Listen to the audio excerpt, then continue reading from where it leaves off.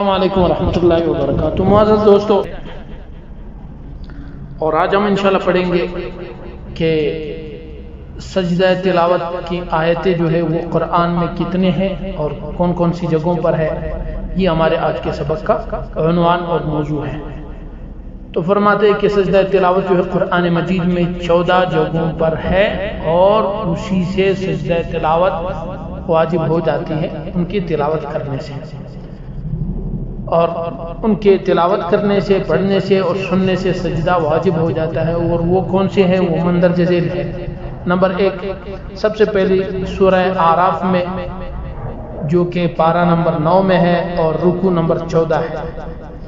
Number 2 سورۃ الرعد میں پارہ نمبر 13 ہے اور رکوع نمبر 2 میں آیت سجدہ موجود ہے۔ نمبر 3 سورہ نحل میں، جو کہ واقع ہے یہ سورہ نحل پارہ نمبر 14 میں اور رکوع نمبر 5 بنتا ہے، اس میں یہ آیت سجدہ واقع ہے۔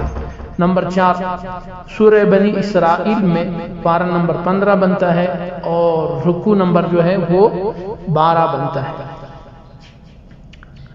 نمبر 5 سورہ مریم میں، جو کہ یہ سورہ مریم واقع ہے پارہ نمبر 16 میں اور رکوع نمبر 4 ہے، اس میں یہ آیت سجدہ موجود ہے۔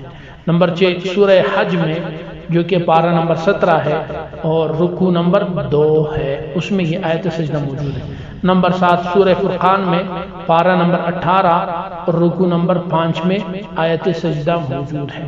نمبر 8 سورہ نمل، جو کہ واقع ہے پارہ نمبر 19 میں، رکوع نمبر 2 میں آیت سجدہ موجود ہے۔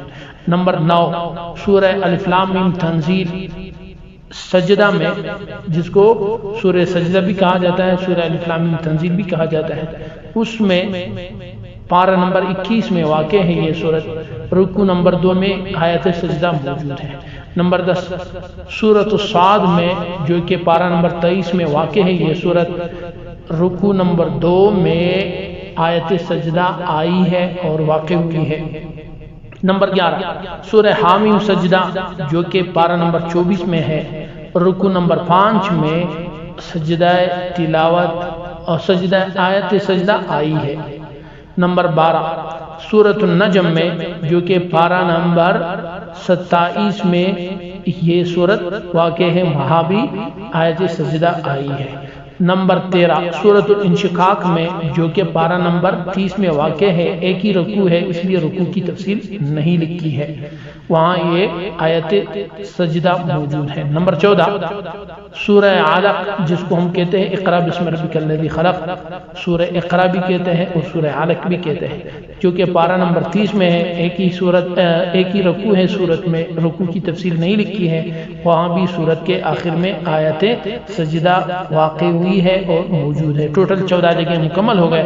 آخر میں ایک عنوان اور ایک نوٹ کے طور پر فرماتے ہیں کہ مالکیہ یعنی امام مالک رحمہ اللہ اور حنفیہ یعنی امام ابو حنیفہ رحمہ اللہ کے جو مذہب ہے، وہ سورہ حج کے آخری رکوع کے سجدے کو ان مقامات میں شمار نہیں کرتے جن میں سجدہ تلاوت کیا جاتا ہے۔ سورہ حج کے آخر میں بھی ایک آیت ہے جن کو مالکیہ اور حنفیہ کے علاوہ شوافع اور حنابلہ ان کو آیت سجدہ مانتے ہیں اور وہ ان میں شمار کرتے ہیں۔ تو مالکیہ اور حنفیہ کے نزدیک سورہ حج کے آخری رکوع میں سجدے کی آیت کو بعض مذاہب نے شمار کیا ہے آیت سجدہ میں سے، لیکن مالکیہ اور حنفیہ کے ہاں وہ آیت سجدہ میں شامل نہیں ہے۔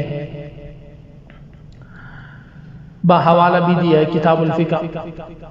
اور ایک اور مسئلہ، اگر کسی کے سجدہائے تلاوت رہ گئے یعنی بہت زیادہ اور وہ ادا نہ کر سکا اور اس کا انتقال ہو گیا، تو احتیاط اسی میں ہے کہ ہر سجدے کے بدلے 2.25 سیر گیہوں یا اس کی قیمت کا صدقہ کرے۔ دوبارہ، اگر کسی شخص کے ذمے سجدہ تلاوت بہت ہے اور اس نے ادا نہیں کی ہے، ادا کرنے سے پہلے وہ شخص انتقال کر گیا، تو احتیاط اسی میں ہے کہ وہ ہر سجدے کے بدلے 2.25 سیر گیہوں یعنی گندم یا اس 2.25 سیر گندم کی قیمت کا صدقہ کرے۔ چونکہ واجب ہے اس لیے واجب کے بدلے میں یہ صدقہ کیا کریں، احتیاط اسی میں موجود ہے۔